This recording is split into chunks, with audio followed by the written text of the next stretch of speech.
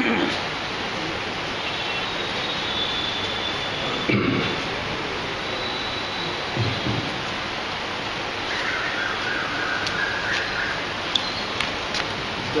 author of the book is sitting here. My name Mahurkar, who's a senior journalist, deputy editor in India Today. On his right is sitting my colleague in fighting corruption. I hope you don't get into trouble because I identified you. Who's a noted chartered accountant and now a qualified lawyer also. But you don't have to know, you don't have to be a lawyer to know law. I proved that.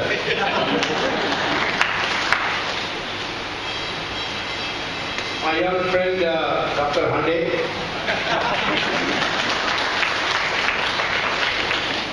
he's only 90 years old.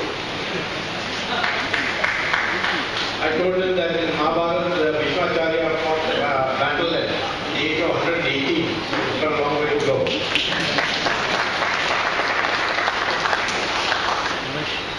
I moved quite closely with him in 1991 when I was Commerce Minister. We dismissed the TMK government, if you remember. I'm ready to dismiss it again when it comes. He was at that time with us in the election break. And I have not seen any change in you. And that's a tremendous thing. So I think you deserve to be health minister again. Chandradekha is a brave lady who in the name of corruption put her own life at danger, suffered a brutal acid attack, but with the blessings of Parmacharya, Chandrasekhar Saraswati, who told me that we take up her case, she will be okay.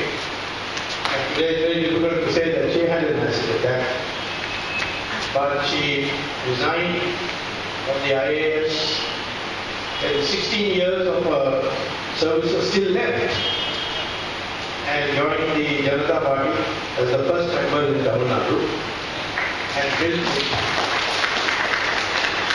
built into a point where in every district the party, although we are merged in the BJP, the party has workers all over the state.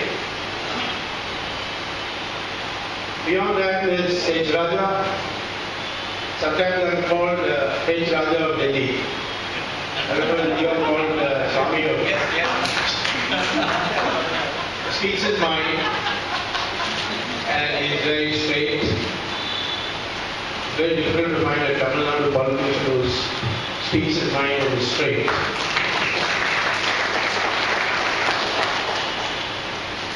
And of course, Narayan is there, who is a well-known writer. And all of you have braved this hot climate and come here in a non-air conditioned hall. I'm really pleased to release Mahurkar's book because I've been reading newspapers, books, etc. in English. All of them are critical of Modi for the wrong reasons. And for the first time I'm reading a book which appreciates Modi. I've been a professor, so I can't be 100% appreciative of your book. I find some fault or the other.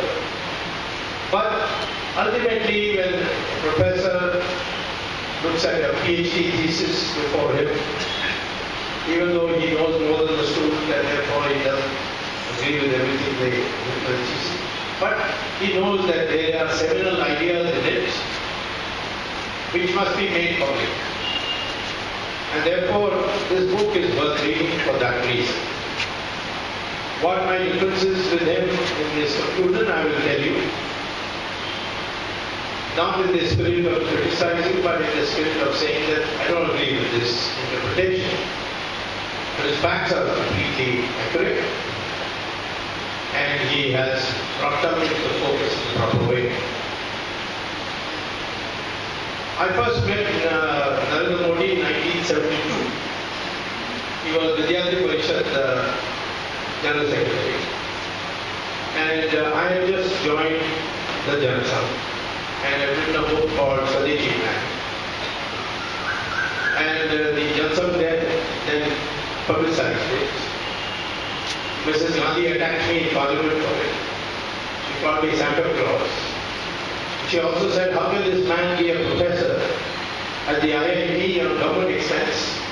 He should be sacked. And within 15 minutes I was sacked. Of course I fought a court case, and that was my first court case. I won it after 22 years. I was reinstated in IIT. I went there, took charge and resigned immediately because I was a Minister of Commerce at that time. Then I asked them to give me all my back salary at 80% interest. IIT had been fighting that, saying no, not 18%, 10%. So no bargain, 18 or fight the case. So that's also the final stages. I'll get pocket money of 1.5 crores very soon. So fighting is enjoyable. The only part is that you can't see the end when you're fighting. And everybody demoralizes you. No, this is a waste of time. Why are you doing this? When I was fighting the emergency also, people would say, well, it is for 20 years he is going to be in power. After that, Sanjay Gandhi is going to come. After that, Sanjay Gandhi's dog, Tommy, was also going to come. Tommy Gandhi was also going to come. They were demoralized. And they said, poor people, what do they know about democracy? Their stomachs are hungry. They're empty. They're hungry. So democracy makes no reason to them or sense to them. People have to be educated to appreciate democracy. Well, when the elections were declared, the results came out. All the uneducated North India voted against Mrs. Gandhi. But this educated South voted for Mrs. Gandhi. If it weren't for North India defeating her in every constituency, including our own, we would have no democracy. Because Karnataka, Tamil Nadu, Kerala, Andhra, all voted Congress. And Mrs. Gandhi held that election only to see that the Constitution, which had passed the 42nd Amendment, is further strengthened and she is declared the Queen of India. And Sanjay Gandhi, the Prince of India. They wanted to create a dynasty. And they had the backing of the Soviet. So this country's greatness is its culture. Not the education we have got in schools and colleges, which are Macaulay's syllabus, but the ancient tradition of differences, debate, Shastra, as Shankaracharya said. So this book is meant for that. When it's read, debate, but at the core, few things come out which I will mention. So Narendra Modi insisted I come and inaugurate the Vidyarthi Parishad conference in Ahmedabad. So Nanaji Deshmukh, who was the organizing secretary of the Janata Sabha, he said, you have to go. So the first time I met him was there. And then during the emergency, Gujarat was a safe place to go because the Janata Morcha was in power. So the underground in charge of RSS, Madhav Pule, who was looking after me, he said, whenever you feel tired, you go up and spend some days in Gujarat, because there you will be able to see without looking over your shoulder. And we have one pracharak. I think Modi had become a pracharak. There is a pracharak who will give you comfort. So during the emergency, whenever I arrived in Gujarat, Narendra Modi was informed by the underground of the RSS, and he and I, and there was a minister in the Janata government in Gujarat called Makran Desai. We three used to be together. So I know well. But there are some disadvantages. I still not realized that he is become Prime Minister of India. So the way I talk to him today is the way I talked to him in 1975 and 72. And people around him don't like it at all. They say, this man is so rude. He's our tallest leader, and he said, "Kya bol rahe ho tum? Kyun bolte ho aise?" You know, these questions. So this culture I am to imbibe, but I do respect him, and that's why you'll never find me saying anything critical of him personally, because he's a man of personal character. If you have not seen. Now.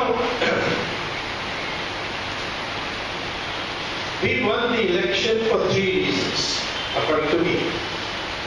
I know that a large number of people in my party agree. One is, of course, the leadership, the established leadership of Narendra Modi. We had a Prime Ministerial candidate whom the people thought should be given a chance. And that is not easy to find, we found it. And I have been supporting the idea of him being our Prime Minister candidate from 2005, when he was very unpopular. And at that time I used to teach once a year at Harvard for 1 semester, and the Americans never liked that idea, especially the American intellectuals. But we got him. We got a candidate. The second thing was that the 2G spectrum, anti-corruption and whole game, etc., completely convinced people that there is no hope of corruption ever being eliminated in India if the UPA comes back to power again. And therefore, that also went in our favor. And the third thing is that in the past, the Congress party electoral strategy was divide the Hindus and unite the minorities. Muslims and Christians come together, and the Hindus get divided as Yadavas and Jats and Temurs, all over the country, these caste differences. The appeal of Hindutva, which had started gathering strong thanks to the Ram movement, had started increasing, especially amongst the youngsters. And as a consequence, people started rising above their castes and voting for BJP because it stood for it. And as a consequence, our vote as BJP, which was maximum of 21%, went up to 31%. Plus our NDA allies together, we made 38%. And that 38% gave us absolute majority, 320 or 325 seats. This is the first time in 33 years the party got by itself an absolute majority. But all three were necessary. And that trend is continuing. Except where once we made a mistake of thinking only governance will decide. If only governance was a deciding factor in the election, then Narasimha Rao would never have lost. He produced the best governance in 5 years. The growth rate went up from 1.5%, which the Congress party left us with, to 8% per year. Brought about economic reforms. Of course, there were all my blueprints, but the press doesn't like me, including India today. So they gave the credit to Manmohan Singh, who did nothing about it. In fact, Manmohan Singh used to be upset that he was attacked in Parliament for being capitalist, pro-American and so on. And in my presence, I had cabinet rank position in the Narasimha Rao's government as chairman of the GATT Commission. Narasimha Rao said, join my party, become a member of Congress, and I will make you a minister. And one of the big four. I told him I'll ask Parmacharya. Went to Parmacharya and said, Mandeve Madam. Never Congress. I raised it once more with him that Narasimha was putting pressure. He got angry with me. It was the first time I saw Parmacharya Ministry should go to heaven. And you need it, will come to you, chase you. You don't have to chase it. So I refused to join. So he said, okay, I'll give you anyway. And your blueprints also. So he made me chairman of this CAT commission with cabinet rank and second cabinet. What a transformation! Abolished in one blow. Quotas, licenses and so on. And one day, in the middle of his term, he asked me, Narasimha, do you think that we are proceeding the right way? I said, theoretically yes, but not practically. He said, what do you mean? I said, see, you have abolished quotas and licenses right away. And that means that those who used to earn their, what is called the rental income in technical language, the black money, that is, they used to get licenses from the ministers to their personal contact with the ministers, and then sell it in the black market to those who wanted the licenses, and earned a huge amount of their licenses. That's what happened in 2G also. Not this Raja, but the other Raja, A Raja. He sold licenses for spectrum at 1/10 the market price, saying that no, I want the tariffs of telephones to come down. What those who got the licenses, 9 companies, they sold it to foreign companies at 8 times the price they paid to the government. And that is why the loss was calculated by the CAG as 1,76,000 crores. Kapil Sibal says it's zero loss. Well, I know he doesn't know how to count beyond zero, so no problem. But the fact of the matter is that the issue is that the revenue which these so-called acts or these people who do the black market operations, they all lost their money in one blow. And because they had to have influence, they were members of the Congress party. And so when the elections came, they all worked against Narasimha Rao and defeated him. So I told Narasimha Rao that you see, you are telling people that economy will boom. Of course I agree with you, that socialism is all wrong. And your market economy will produce boom. But it will take time. Whereas the loss is immediate. The benefit will take time to come. But the loss is immediate. So those who lose will be against you. And those who are going to benefit you, they will be swayed by propaganda that nothing is going to happen. And that's exactly what happened. I told them, therefore, your economic program must be a balanced one, where immediate losses, also some immediate gains. So he said, tell me one thing I can do immediately, which felt immediately. I said, abolish income tax. No, I can't do that. Because my party is always socialist, there is no uproar. And the government is crucial to them. So those are the, or I said, do this digging of rivers, because it will require digging, that will give employment, and water will come, and all this will happen quickly. But he didn't do it. He lost.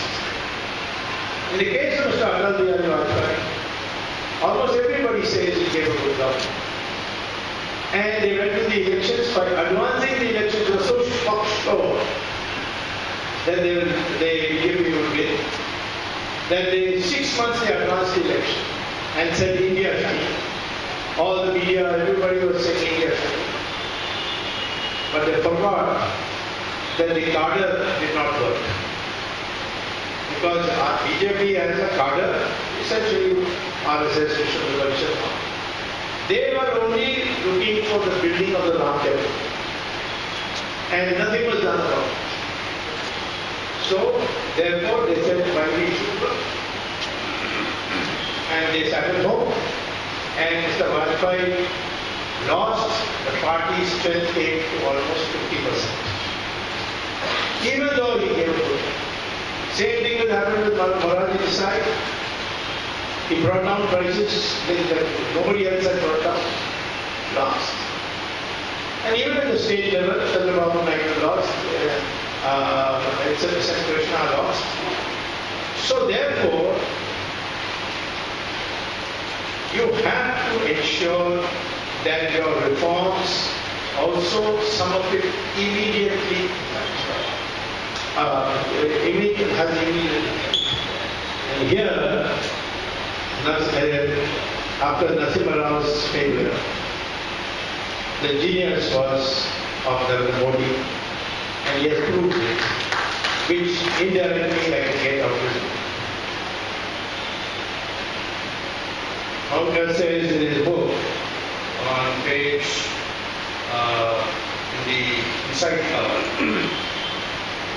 first he says it's policy paralysis and corruption of the Congress. No, there was no policy paralysis, there was a policy for corruption. There was no paralysis at all. They were very active.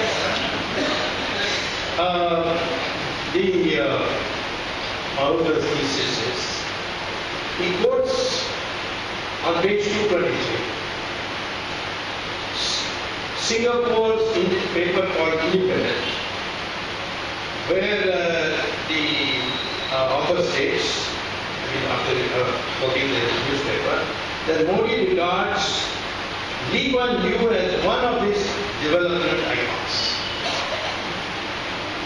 Not by his behavior. I am not talking only about Lee Kuan Yew. I always thought he was a dictator, a person who sacrificed everything in human rights of Singapore. It's a small country that he did.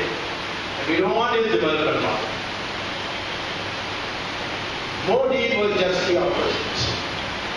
He was more like Roosevelt in America after the Depression. Now you see, in UP everybody said because demonetization we will lose. Then after that, people start saying they didn't give one ticket to a Muslim out of 404 seats. Not one ticket to a Muslim. No, they were definitely going to lose because 125 constituencies of the 404 are Muslim-dominated constituencies. And yet we won 75% of the seats. What do they think? Why demonetization did not work in the UP elections or in the Uttarakhand elections or in even the Northeast where we were zero in Manipur and suddenly became ruling party? Because Modi did what in another chapter Mahurkar notes, the Ujwala. He went straight to the people. And he said, and he of course came on television and said, I remember from my mother's days, that when the woman cooks, a poor woman cooks, she cries at the same time because the fumes that come from the wood burning. Now, once the cylinder comes, she will smile. So I had gone around UP just to check whether we were going to lose or win. Suddenly the media was saying we were going to lose. Everybody is saying that the combination of factors, not giving tickets to Muslims, this demonetization, etc., will make us lose. But I found in villages people say that this chula ko badal kar, that is to change this. Lakdi ka chula. That is wood. Burning, smoke coming, the woman after a day's work with the agricultural field was back. Now the cylinder came, the subsidy amount came through e-banking, and there were millions, I think 10 to 15 million people at that time, and there will be much more. So I asked the lady who told me this. I said, have you got it? She said, no, I've not got it. Then I said, how can you be so happy? So she said, you know that fourth house there, that lady has got it. Previously she used to cry when she was making for dinner. Now she's smiling. So my turn will also come. This focus, Roosevelt had in health after the depression. So that's, if you see Modi's programs, they are all directly to the problem. And there is no match for it. Certainly not Congress, because you're more likely to see Rahul Gandhi in a nightclub in London, not talking to a village woman through the television or the radio. Congress has become now a foreign party, foreign culture party. It has no future. Unless it becomes Swadeshi again, there is no future for Congress. Which means driving out a lot of people. I might help them because I'm sending most of them to jail. Very soon you will have Congress Working Committee meeting in the jail.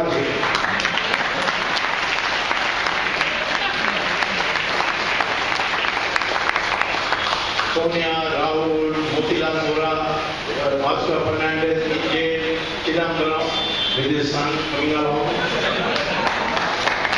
his wife also coming along, even his daughter-in-law coming along, and even his granddaughter coming along.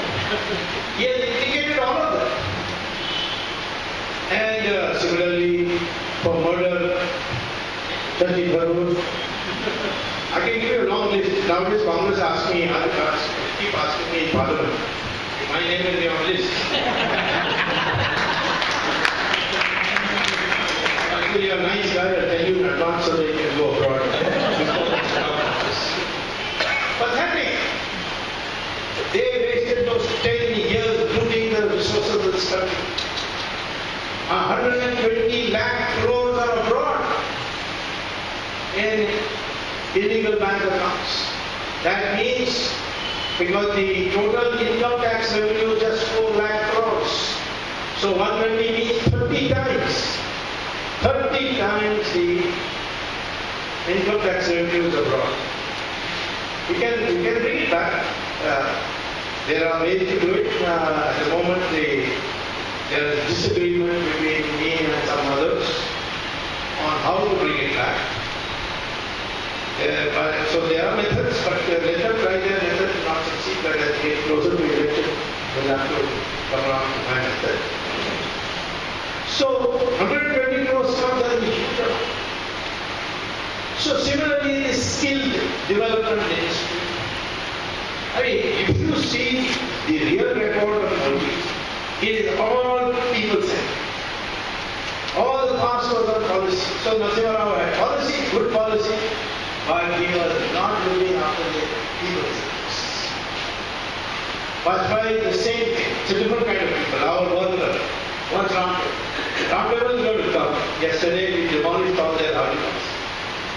All those 25 Sunni Waqf board lawyers, all high priced, including Mr. K. Simple. I asked him, I'm getting 0 fees for 176,000 crores. So, there they could argue. My argument, which the judge, out of consideration for the efforts put in by the Sunni Waqf board and others in fighting as a key, my argument is put in last because that argument is a deadly argument. I am saying that where Ram was born, by faith we know where it is. And we want, under Article 25 of the Constitution, I have a fundamental right to pray there. And what are the Sunni Waqf board demanding? Not a fundamental right to pray in the masjid. Because according to Islam, masjid is only a building where you are assembled to read namaz. And namaz can be read anywhere. It can be read in this room, it can be read on the road. You see them reading on the road, namaz. In an aeroplane, in your drawing room, anywhere you can read. And the constitutional bench of the Supreme Court said that in Islam, masjid is not an essential part of their religion, while a temple constructed according to Purana Pratishta Puja is an integral part of Hindu religion. And the Supreme Court in many judgments has said, when there is a clash between fundamental right and ordinary right, which is property. Property was a fundamental right till 1978, just Janata removed it and made it into ordinary right. So when there is a clash between a fundamental right and ordinary right, fundamental right shall prevail. So on that alone, I said, you don't have to hear these people who are fighting. Their petition is infructuous. You give me my fundamental right. So I think the Chief Justice understood what commotion will take place if they accept my argument.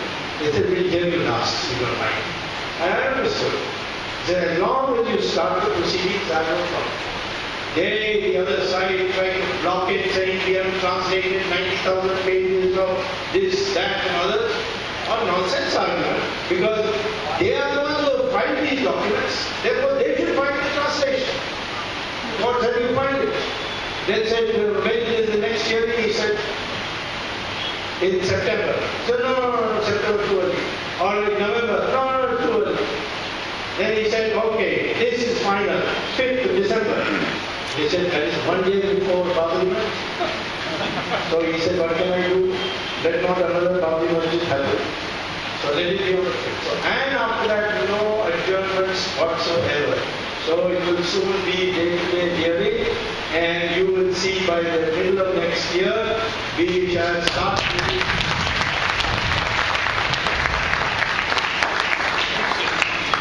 And Ram, you see, we should in Tamil Nadu celebrate, because he came to South India. The Dravida organizations say he killed our Dravidian king Ravana.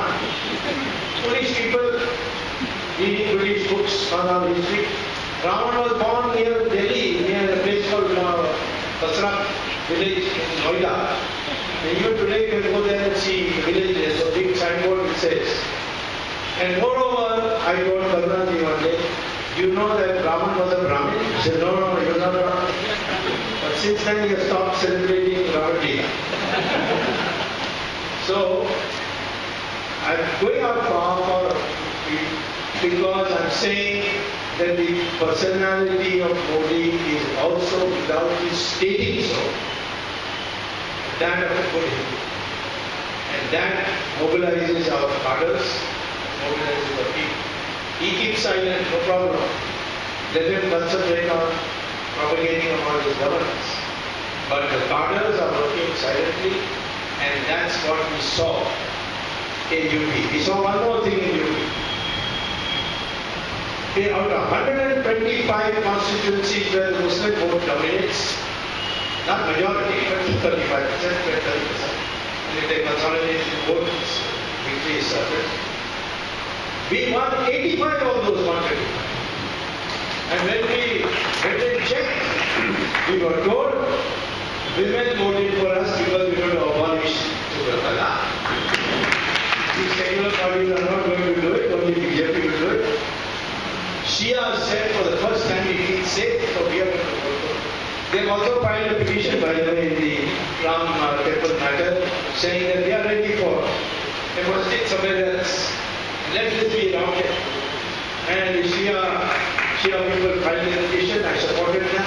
And the Sunni advocates were all screaming away, but ultimately we decided to hear it also. It was originally a Shia masjid. Babur's Commander-in-Chief, Mir Baqi, built it. He was a Shia. And then he appointed a Utwali, as it's called, a supervisor, which is hereditary. And in 1946, taking advantage of the British government, the Sunnis went and filed in the city civil court in Faizabad a petition saying that we also have been praying there, so it should be made into a Sunni mosque. Shias are hardly there. They can't look after it. And without hearing the other side, the judge gave it. It was also a Sunni Muslim, the judge. He gave it in their favor. It became Sunni So that is what they are challenging today. So this combination of Modi fighting corruption, and we are fighting corruption, they have been able to name one single corruption charge against us. Not one. But every day we are bringing out new corruption charges against us. They say it's vendetta. Or maybe you do vendetta against us also. We are not able to. And the third is the unification of Muslims. We are not against Muslims. If the Muslims openly accept that their ancestors are Hindus, which is what the DNA says, we'll make them part of our family. So only if they say they are descendants of Gori and Ghazni that we are going to have problems.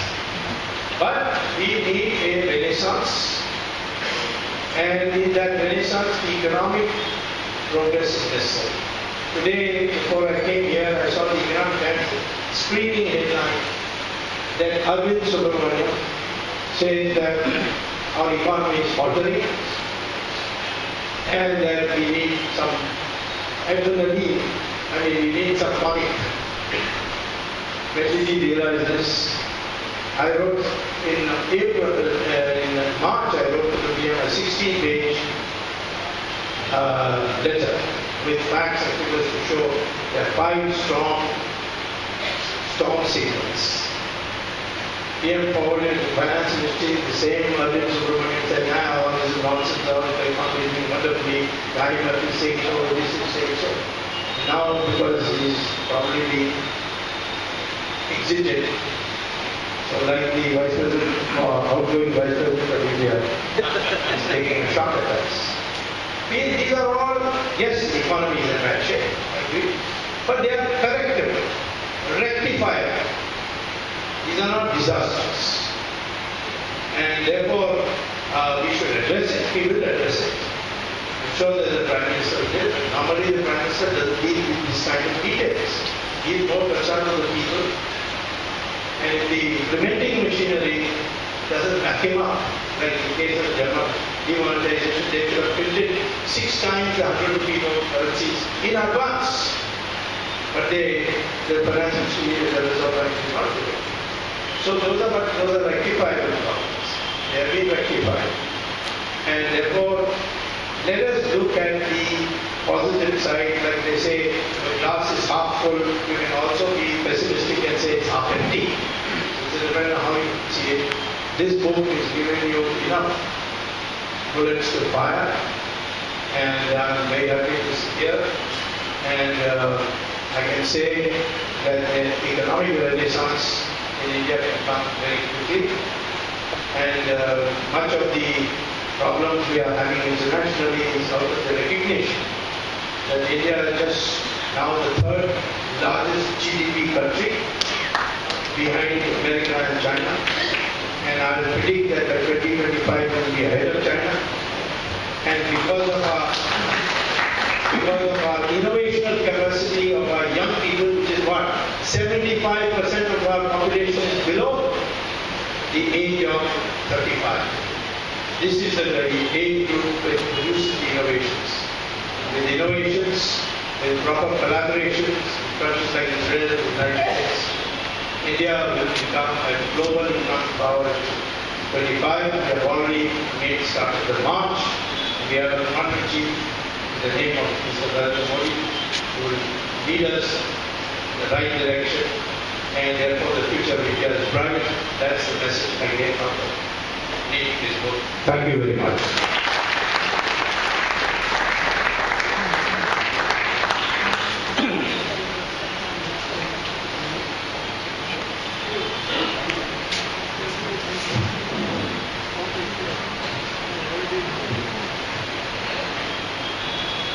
Saying thanks to Dr. Swamy is like saying thanks to a family member. So, thanks for the wonderful insights.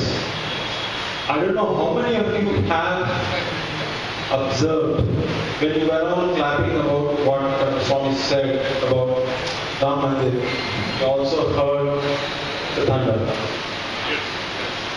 So that's Bhagavad Sankalpa. So with this, we come to the finding of the program. I'd like to thank each one of you for taking time over the weekend and be here early enough and be there throughout the program. And I also would like to thank the guest speakers, Sri Naminarayan and Sri Mantesh. I'd like to thank Sri H. Rajaji to be here and share his views. And I would like to thank Sri Uday Mahurkar ji, who wanted to launch the book in Chennai. I think it's a privilege for us as well. And I would like to thank our chief guest, the honorary guest, Sri H.V. Uday. The moment I went and met him, when I see people like Dr. Swamy or Dr. H.V. Uday, I feel energized and I'm also envious. Because we can't match that energy level. We have to learn a lot from them. And we also owe to them with respect to whatever service they have done to this nation. And still they are doing. And I would like to thank the police force who has taken care of the security arrangements, Sangeeta for the refreshments. And before we do that, I also would like to present some memento. So I request Sunil from Penguin India to bring and present the books to the guest speakers.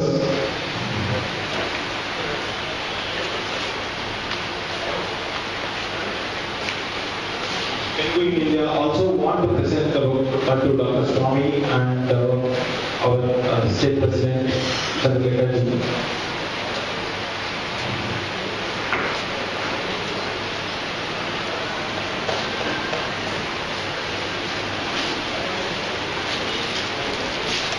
Ranganathan ji.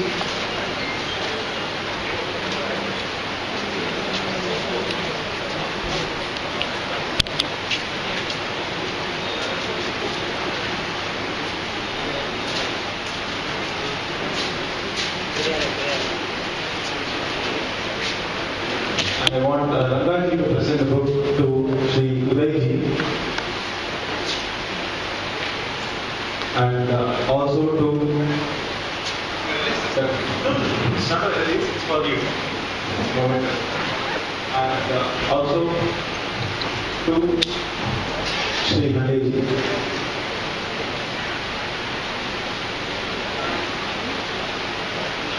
And I want